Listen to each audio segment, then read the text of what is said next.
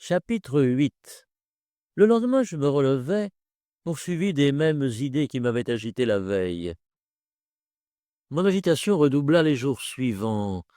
Léonore voulut inutilement en pénétrer la cause. Je répondais par des monosyllabes contraints à ses questions impétueuses. Je me raidissais contre son insistance, sachant trop qu'à ma franchise succéderait sa douleur et que sa douleur m'imposerait une dissimulation nouvelle. Inquiète et surprise, elle recourut à l'une de ses amies pour découvrir le secret qu'elle m'accusait de lui cacher. Avide de se tromper elle-même, elle cherchait un fait où il n'y avait qu'un sentiment. Cette amie m'entretint de mon humeur bizarre, du soin que je mettais à repousser toute idée d'un lien durable, de mon inexplicable soif de rupture et d'isolement. Je l'écoutai longtemps en silence. Je n'avais dit jusqu'à ce moment à personne que je n'aimais plus Éléonore. Ma bouche répugnait à cet aveu qui me semblait une perfidie.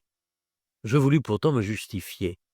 Je racontai mon histoire avec ménagement, en donnant beaucoup d'éloges à Ellénore, en convenant des inconséquences de ma conduite, en les rejetant sur les difficultés de notre situation, et sans me permettre une parole qui prononça clairement que la difficulté véritable était de ma part l'absence de l'amour. La femme qui m'écoutait fut émue de mon récit. Elle vit de la générosité dans ce que j'appelais de la faiblesse, du malheur dans ce que je nommais de la dureté. Les mêmes explications qui mettaient en fureur Ellénore, passionnée, portaient la conviction dans l'esprit de son impartial ami. On est si juste lorsque l'on est désintéressé. Qui que vous soyez, ne remettez jamais à un autre les intérêts de votre cœur. Le cœur seul peut plaider sa cause. Il sonde seul ses blessures. Tout intermédiaire devient un juge. Il analyse, il transige. Il conçoit la différence. Il l'admet comme possible. Il la reconnaît pour inévitable. Par là même, il l'excuse. Et la différence se trouve ainsi, à sa grande surprise, légitime à ses propres yeux. Les reproches d'Elénore m'avaient persuadé que j'étais coupable. J'appris de celle qui croyait la défendre que je n'étais que malheureux. Je fus entraîné à l'aveu complet de mes sentiments. Je convins que j'avais pour Élénore du dévouement, de la sympathie, de la pitié, mais j'ajoutai que l'amour n'entrait pour rien dans les devoirs que je m'imposais. Cette vérité jusqu'alors renfermée dans mon cœur et quelquefois seulement révélée à Élénore au milieu du trouble et de la colère, prit à mes propres yeux plus de réalité et de force par cela seul qu'un autre en était devenu dépositaire. C'est un grand pas, c'est un pas irréparable, lorsqu'on dévoile tout à coup aux yeux d'un tiers les replis cachés d'une relation intime. Le jour qui pénètre de son sanctuaire constate et achève les destructions que la nuit enveloppait de ses ombres. Ainsi les corps renfermés dans les tombeaux conservent souvent leur première forme jusqu'à ce que l'air extérieur vienne les frapper et les réduire en poudre. L'ami d'Élénore me quitta. J'ignore quel compte elle lui rendit de notre conversation, mais en approchant du salon, j'entendis Ellénore qui parlait d'une voix très animée. En m'apercevant, elle se tut. Bientôt, elle reproduisit sous diverses formes des idées générales qui n'étaient que des attaques particulières. Rien n'est plus bizarre, disait-elle, que le zèle de certaines amitiés.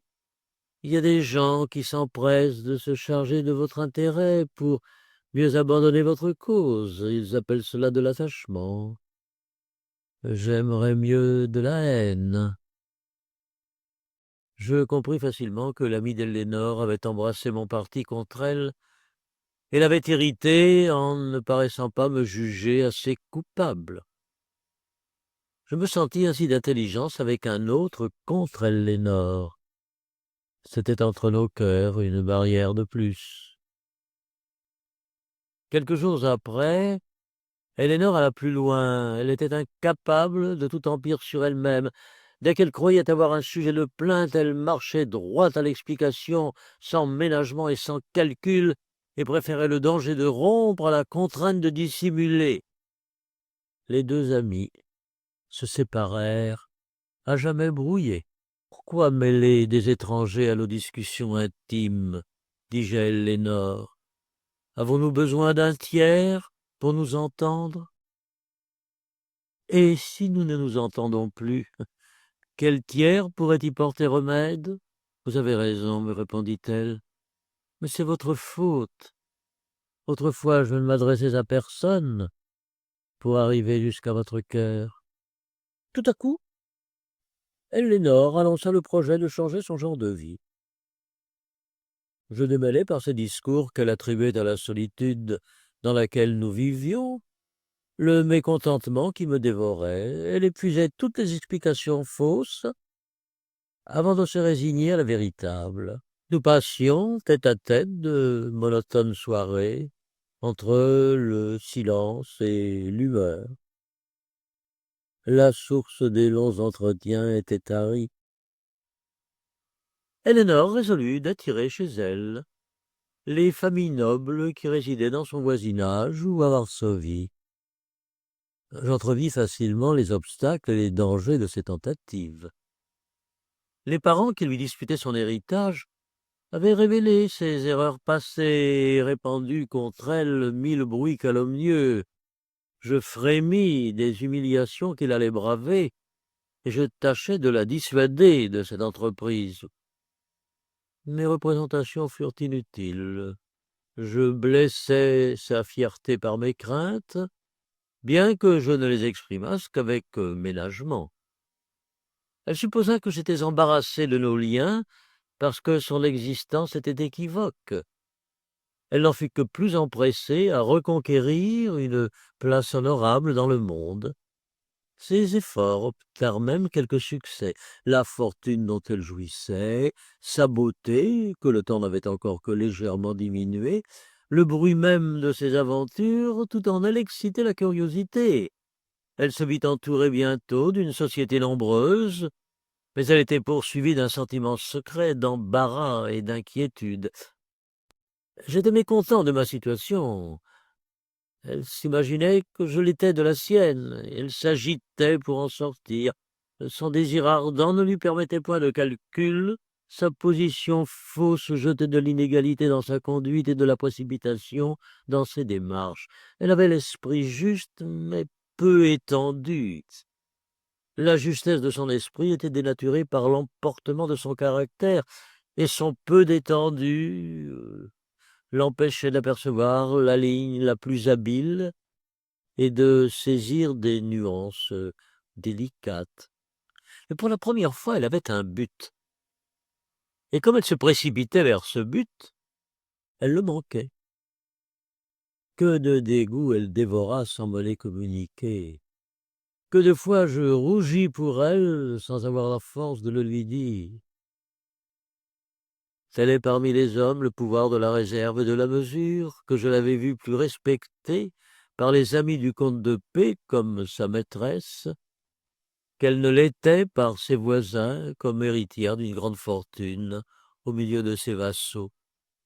Tour à tour haute et suppliante, tantôt prévenante, tantôt susceptible, il y avait dans ses actions et dans ses paroles je ne sais quelle fougue destructive de la considération qui ne se compose que du calme. En relevant ainsi les défauts d'Ellénore, c'est moi que j'accuse et que je condamne. Un mot de moi l'aurait calmé. Pourquoi n'ai-je pu prononcer ce mot? Nous vivions cependant plus doucement ensemble. La distraction nous soulageait de nos pensées habituelles. Nous n'étions seuls que par intervalles, et comme nous avions l'un dans l'autre une confiance sans nombre, excepté sur nos sentiments intimes, nous mettions les observations et les faits à la place de ces sentiments, et nos conversations avaient repris quelque charme. Mais bientôt ce nouveau genre de vie devint pour moi la source de nouvelles perplexités. Perdu dans la foule qui environnait Lénore, je m'aperçus que j'étais l'objet de l'étonnement et du blâme. L'époque approchait où son procès devait être jugé. Ses adversaires prétendaient qu'elle avait aliéné le cœur paternel par des égarements sans nombre. Ma présence venait à l'appui de leurs assertions. Ses amis me reprochaient de lui faire tort. Ils excusaient sa passion pour moi, mais ils m'accusaient d'indélicatesse. J'abusais, disaient-ils, d'un sentiment que j'aurais dû modérer. Je savais seul qu'en l'abandonnant, je l'entraînerais sur mes pas, et qu'elle négligerait pour me suivre tout le soin de sa fortune et tous les calculs de la prudence. Je ne pouvais rendre le public dépositaire de ce secret. Je ne paraissais donc dans la maison d'Éléonore qu'un étranger nuisible au succès même des démarches qui allaient décider de son sort, et par un étrange renversement de la vérité, tandis que j'étais la victime de ses volontés inébranlables, c'était elle que l'on plaignait comme victime de mon ascendant. Une nouvelle circonstance vint compliquer encore cette situation douloureuse. Une singulière révolution s'opéra tout à coup dans la conduite et la manière d'Éléonore. Jusqu'à cette époque, elle n'avait paru occupée que de moi. Soudain, je la vis recevoir et rechercher les hommages des hommes qui l'entouraient. Cette femme si réservée, si froide, si ombrageuse, sembla subitement changer de caractère. Elle encouragea les sentiments et même les espérances d'une foule de jeunes gens dont les uns étaient séduits par sa figure et dont quelques autres, malgré ses erreurs passées, aspiraient sérieusement à sa main. Elle leur accordait le long tête-à-tête. Elle avait avec eux ces formes douteuses mais attrayantes, qui ne repoussent mollement que pour retenir, parce qu'elles annoncent plutôt l'indécision que l'indifférence, et des retards que des refus. J'ai su par elle, dans la suite, et les faits me l'ont démontré, qu'elle agissait ainsi par un calcul faux et déplorable. Elle croyait ranimer mon amour en excitant ma jalousie, mais c'était agiter des cendres que rien ne pouvait réchauffer. Peut-être aussi se mêlait-il à ce calcul, sans qu'elle s'en rendît compte, quelque vanité de femme. Elle était blessée de ma froideur, elle voulait se prouver à elle-même qu'elle avait encore des moyens de plaire. Peut-être, enfin, dans l'isolement où je laissais son cœur, trouvait-elle une sorte de consolation à s'entendre répéter des expressions d'amour que, depuis longtemps, je ne prononçais plus. Quoi qu'il en soit, je me trompais quelque temps sur ces motifs. J'entrevis l'aurore de ma liberté future, je m'en félicitais. Tremblant d'interrompre par quelque mouvement inconsidéré cette grande crise à laquelle j'attachais ma délivrance, je devins plus doux, je parus plus content. Éléonore prit ma douceur pour de la tendresse, mon espoir de la voir enfin heureuse sans moi, pour le désir de la rendre heureuse. Elle s'applaudit de son stratagème. Quelquefois pourtant elle s'alarmait de ne me voir aucune inquiétude. Elle me reprochait de ne mettre aucun obstacle à ces liaisons qui, en apparence, menaçaient de me l'enlever. Je repoussais ces accusations par des plaisanteries, mais je ne parvenais pas toujours à l'apaiser, et son caractère se faisait jour à travers la dissimulation qu'elle s'était imposée. Les scènes recommençaient sur un autre terrain, mais non moins orageuses. Éléonore m'imputait ses propres torts, elle m'insinuait qu'un seul mot la ramènerait à moi tout entière. Puis, offensée de mon silence, elle se précipitait de nouveau dans la coquetterie, avec une espèce de fureur. C'est ici, surtout, je le sens, que l'on m'accusera de faiblesse. Je voulais être libre, et je le pouvais avec l'approbation générale. Je le devais peut-être, la conduite d'Elénore m'y autorisait et semblait m'y contraindre. Mais ne savais-je pas que cette conduite était mon ouvrage? Ne savais-je pas qu'Elénore, au fond de son cœur, n'avait pas cessé de m'aimer? Pouvais-je la punir des imprudences que je lui faisais commettre et, froidement hypocrite, chercher un prétexte dans ces imprudences pour l'abandonner sans pitié? Certes, je ne veux point m'excuser.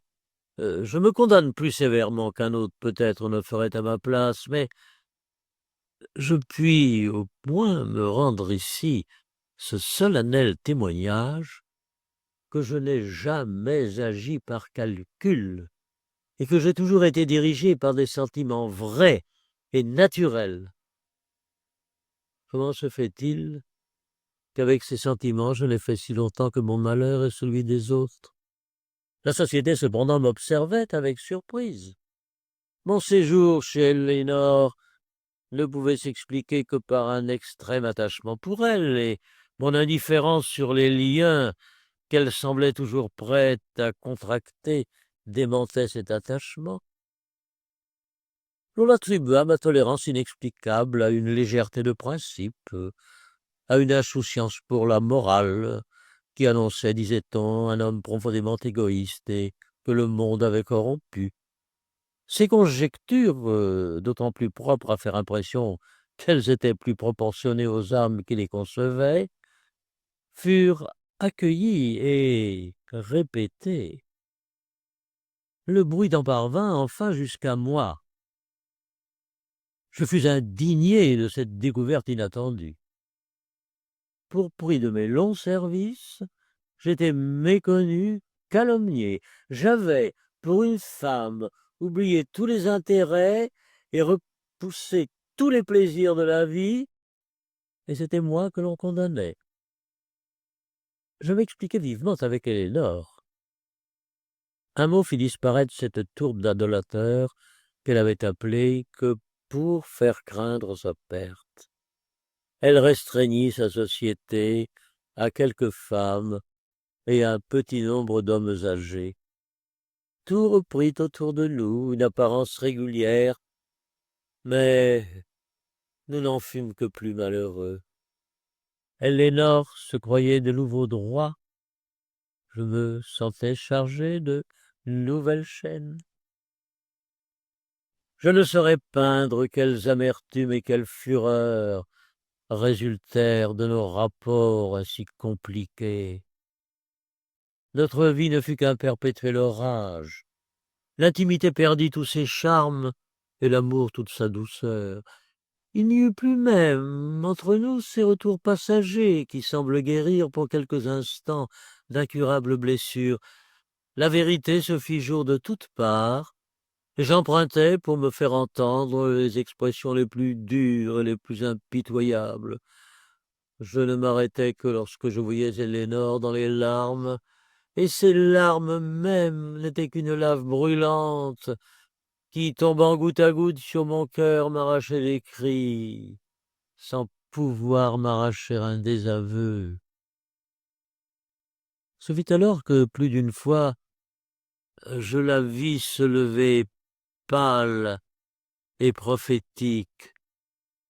«Adolphe», s'écria-t-elle, «vous ne savez pas le mal que vous faites. Vous l'apprendrez un jour. Vous l'apprendrez par moi, quand vous m'aurez précipité dans la tombe.»